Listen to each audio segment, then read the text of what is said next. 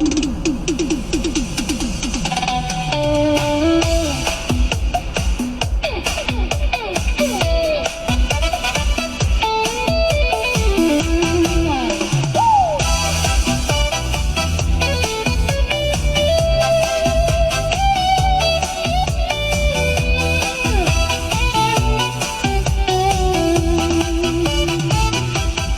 นเขาสาว่าน้องเป็นแม่หางยิ่งฟังยิ่งสงสารนางแม่หางน้องอย่าน้อยใจอย่าคำควรหรือโหยหวนห้องให้ถึงผัวเจ้าปะละไปอย่าเสียใจหาใหม่ยังดียังอยู่คู่แก่ใจเถิดน้องอายเองจะขอฮับพองลูกสองอายก็ยินดีจะเลี้ยงดูจะอุ้มสู่เต็มที่จะเป็นผัวใหม่ที่ดีจะเป็นสามีที่ดีของเมียเสร็จน้ำตานับตั้งแต่นี้ต่อไป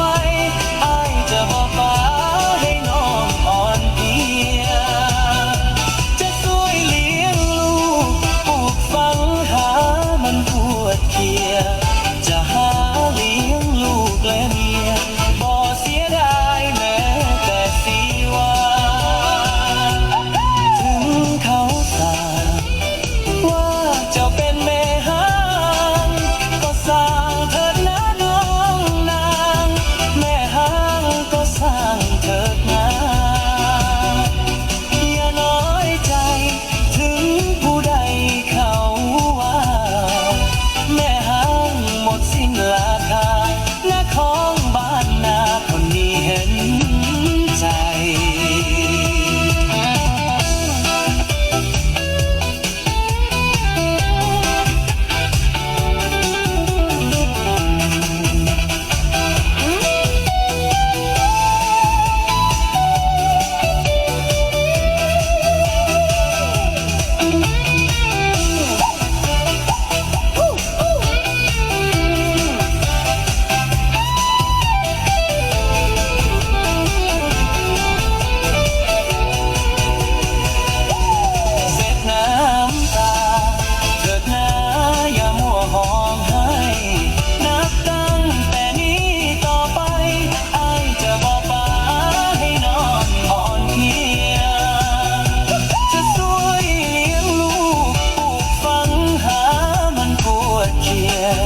จะหา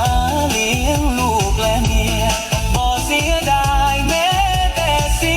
วาถึงเขาสาว่าเจ้าเป็นแม่หางก็สร้างเถิดนะน้องนางแม่หางก็สร้างเถิดนะอย่าน้อยใจถึงผู้ใดเขาว่าแม่หางหมดสิ้นราคาหน้าของบ้านนาคนนี้เห็น